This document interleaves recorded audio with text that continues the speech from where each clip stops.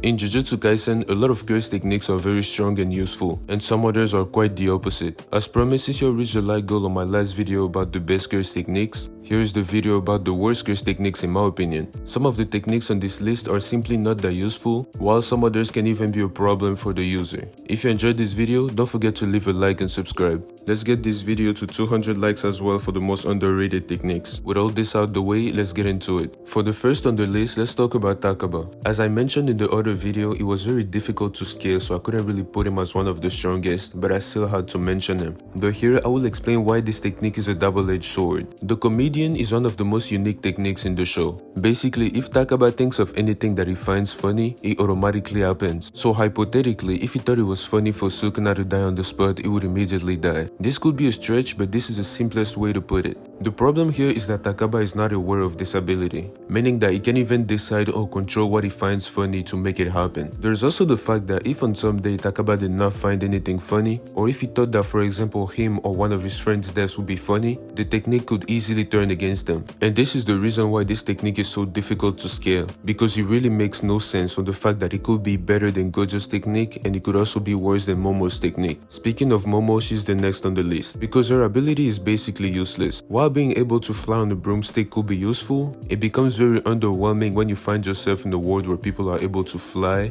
to air hop, or even just throw long-range attacks. The problem here is the fact that some characters are able to fly with no equipment, so the fact that her curse technique consists of an equipment allowing her to fly, it becomes a big issue for her. If she could simply fly by herself, it wouldn't have been that easy for Nobara to catch her. All Nobara had to do was jump high enough to get a piece of the broomstick, and that's all she needed to activate her technique. Nobara's technique is some sort of a hard counter against it, but even if you're not a hard counter, she will still be easy to beat as long as you can access the air, whether it's by long range attacks or simply by jumping up there, which kinda takes away anything that the ability could give to somebody. Next one on the list gotta be Mai Zenin. While the technique could have some sort of potential if somebody like Gojo or somebody with an immense amount of curse energy was using it, on a character like Mai, this technique is simply not that good. The thing here is that Mai's creation technique allows you to only create one bullet a day, and if it was only one bullet a day, you would assume that it was something maybe strong enough to beat Nanami, as long as she was able to hit that bullet. Maki at the beginning of the series, considering how much weaker she was compared to other characters, was able to react to the shot, grab the bullet,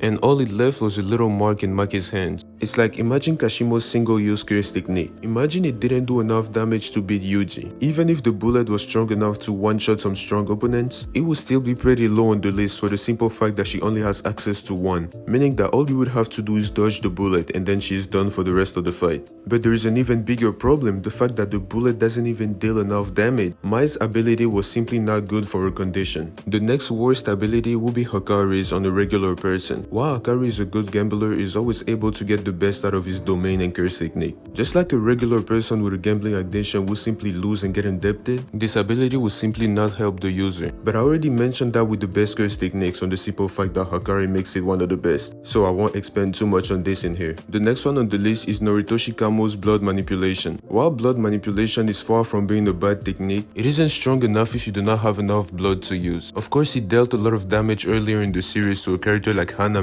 who was said to have one of the highest durability at that time in the series, but it requires Kamo to keep blood on him at all times. Somebody like Choso wouldn't have that weakness because all he has to do is use his own blood. Kamo will simply die of blood loss if you try to do the same. And while for an average sorcerer, Kamo's technique is probably the best out of this whole list, I felt like it still needed to be mentioned because of the limitations that it has, but of course it is far from being a useless technique. Before we go any further, I just want to clear a misconception about Ino's technique. I don't think Ino's curse technique is that bad. It is simply unfortunate that he had to run into Toji. And while his first three summons have decent capabilities, the fourth one is so strong that nobody was ever able to survive to tell the tale. Now there is a possibility that he used it against only weaker opponents, but I feel like they wouldn't have to mention it that way if it wasn't because it was a strong ability. It is simply unfortunate that he had to use it against Toji. Toji that was so fast that even Gojo Satoru struggled to keep up with his movement. But the next technique that needs to be mentioned is the camera technique from the girls that were following Geto. On paper, the technique seems very decent. All they you have to do is catch you in the frame of the camera for it to be decent. The problem here is that once you get to a certain point in the series, everybody is way too fast for it to even affect them, and the girl's reaction speed or movement speed is simply not good enough to catch them in the frame, if the opponent is not even able to kill them before they can take that picture. But it is true that in the hands of somebody like Gojo, the technique could somehow be useful, but those characters not really being fighters, it makes sense for them to not be as good. For the next one, I'll talk about Inumaki's curse technique. No disrespect to Inumaki, I really like his design and he used to be one of my favorite characters earlier in the series. While I know the technique could be very useful on a better sorcerer, like for example Yuta, the technique is just too limited when Inumaki is using it. The crazier the orders are, the more damage it deals to the caster. As we can see in Goodwill, it has utilities. Like for example, Inumaki was able to call Miwa and tell her to go to sleep through her phone, which wasn't something I was expecting. I thought he had to be face to face to his opponent to use this ability. But after only giving about 5 orders, Inumaki was already bleeding, meaning that he can only give so many orders and the orders cannot even be that crazy or it would give him even more damage. While he seems pretty fast and agile compared to the rest of the characters in the series, he doesn't have much, meaning that the technique is what he has to rely on, but the curse technique isn't even that reliable. For example, we can see that Geto survived being crushed, or Hanami didn't even take much damage from being blasted away. The technique seems very good on paper, but it ends up not being that strong when it comes to a decent opponent, at least when Inumaki is using it. Another technique that could have been on this list was Junpei's curse technique.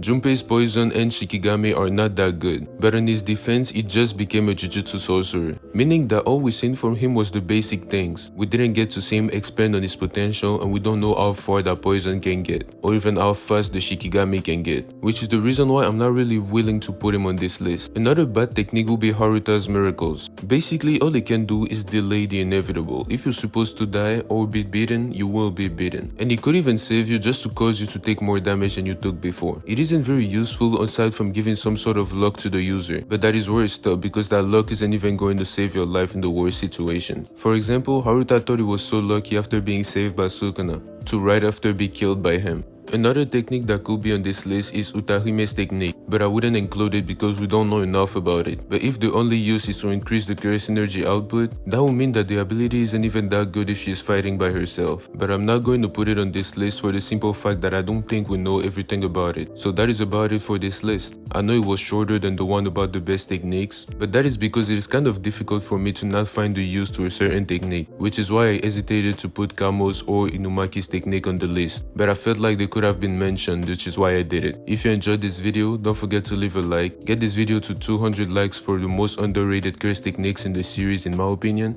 You can also sub to my channel. I'm trying to reach 2,000 subscribers before the end of the year, but only sub if you enjoyed the content that I put out. I appreciate y'all for making it to the end and I will see y'all next time. Peace.